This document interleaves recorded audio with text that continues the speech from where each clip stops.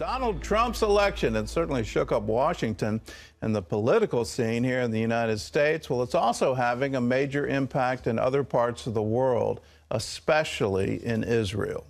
Well, the peace process has focused on offering the Palestinians their own state side by side with Israel. But now that could be changing. Chris Mitchell brings us that story from Jerusalem. Many Israelis hope an incoming Trump administration will lead to a major change in addressing the Israeli-Palestinian conflict. The combination of the changes in the United States, in Europe, and the region provide Israel with a unique opportunity to reset and rethink everything. Since the 1993 Oslo Accords, Israel and the Palestinians aim to resolve their conflict in part by establishing a Palestinian state in biblical Judea and Samaria, also known as the West Bank. That direction would ultimately lead to a divided Jerusalem and the eviction of thousands of Israelis.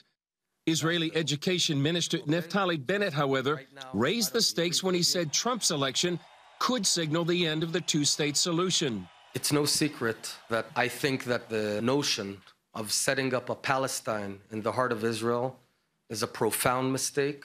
We have to bring alternative, new ideas instead of the Palestinian state approach. Despite years of countless failures, including violent Palestinian uprisings, rocket attacks on Israel, and war in Gaza, the notion of the two-state solution remained. Signs of that situation possibly changing include comments from Trump advisor Jason Greenblatt, saying that Israeli settlements in Judea and Samaria are not a stumbling block to peace. Trump himself has pledged to recognize Jerusalem as Israel's capital and move the U.S. embassy there from Tel Aviv, a move promised for more than 20 years by various candidates without any fulfillment. Former Ambassador Itamar Rubinovich believes such a move would meet with mixed reactions. There will be happiness on the Israeli side. There will be unhappiness on the Arab-Palestinian side. There may be riots. There may be violence. Former Israeli ambassador to the EU and Jordan, Oded Iran, tells CBN News Washington needs a fresh analysis of the Israeli-Palestinian conflict. There will have to be an assessment of what didn't work with the Palestinians in the previous attempt and to come up with a new paradigm that may be more successful in attaining a solution to the Israeli-Palestinian conflict. Iran says it's important the new president finds new ways to resolve the conflict. In Israel, the feeling is Prime Minister Netanyahu should push the new president for change because no one is more pro-Israel than the people who live here. Chris Mitchell, CBN News, Jerusalem. I do think it's time to reframe how we talk about the conflict. And one way to look at it is the Palestinians have never believed in a two-state solution. When you go through the history of it, going back to the British Mandate in the 1920s, they could have had a state at any point in time. All they had to do was recognize Israel's right to exist, and they have consistently refused to do that. Let's go back to the Six-Day War. That's the war where the West Bank was captured by Israel from Jordan, and in the aftermath, Israel offered it back. And the famous 3 no's out of Khartoum: no peace, no recognition of Israel, and no negotiation with Israel. As long as the Palestinians keep saying we want to drive Israel into the sea, which is essentially saying we want yet another genocide of the Jewish people, as long as they continue to say that, there'll never be any peace. And you start offering two-state solutions, all you're doing is creating an armed camp that wants to destroy Israel.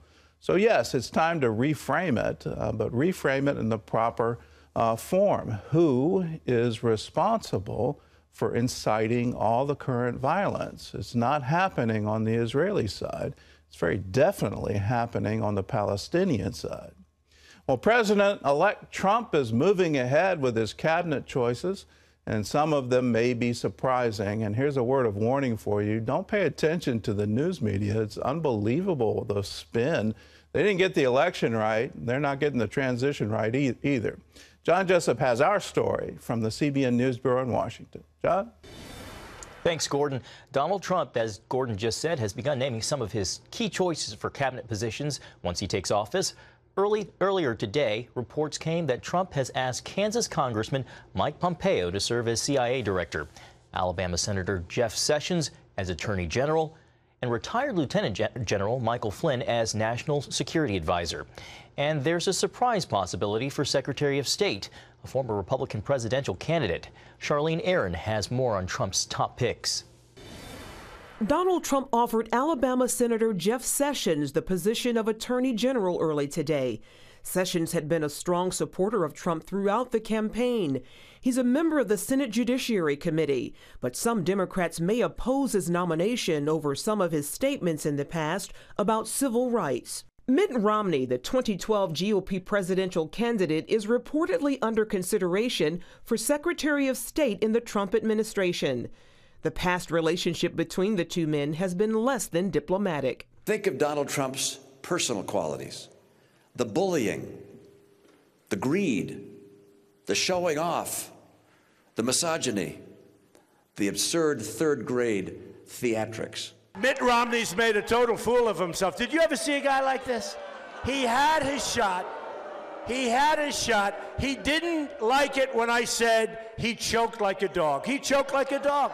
But once Trump won the White House, Romney called him to congratulate him. Romney is one of different names who are said to be under consideration for the position. And Donald Trump is offering former military intelligence chief and retired Army Lieutenant General Michael Flynn the position of National Security Advisor. Flynn served as director of the Defense Intelligence Agency from 2012 to 2014 under President Obama. And he was a fierce critic of the president's military and foreign policy long before he began advising Trump on national security issues during the presidential campaign.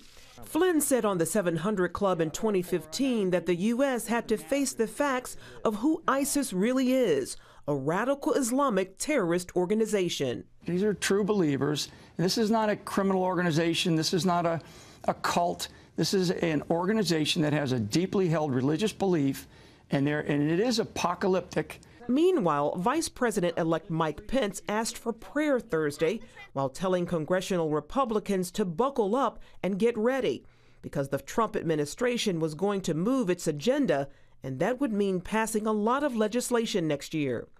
And Bloomberg News reported that as he ended his comments, Pence said, "Pray for the president, pray for his family, pray for our conference, and pray for the country."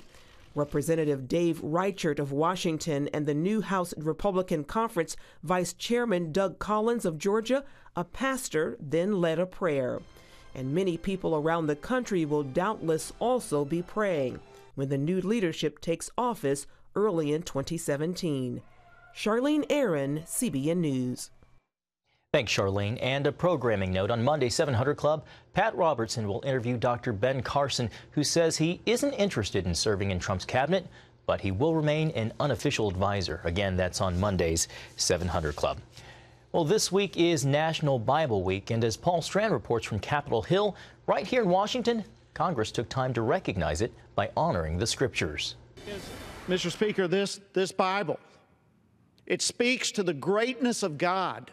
Congress noted this is the 75th year America has marked National Bible Week.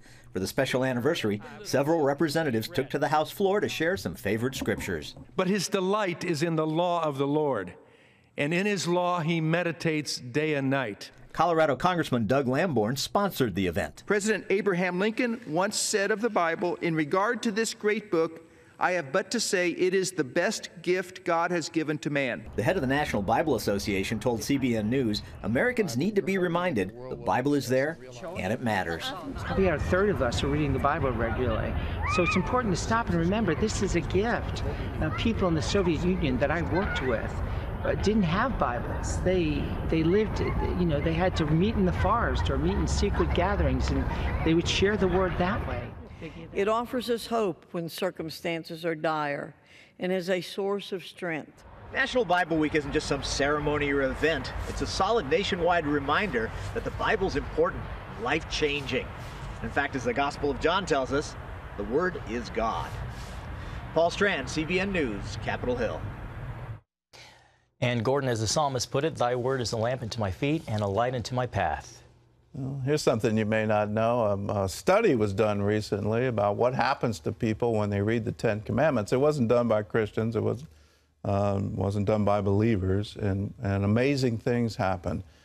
People got more honest, and people became better people, had more integrity, regardless of their background, regardless of their religious belief, just by reading the Ten Commandments. What an amazing thing. His word has an impact on people. It doesn't ever return void. So if your Bible is gathering a little dust, why don't you dust it off and realize just a daily dose, reading it every day, will absolutely change your life, and you'll love what you become.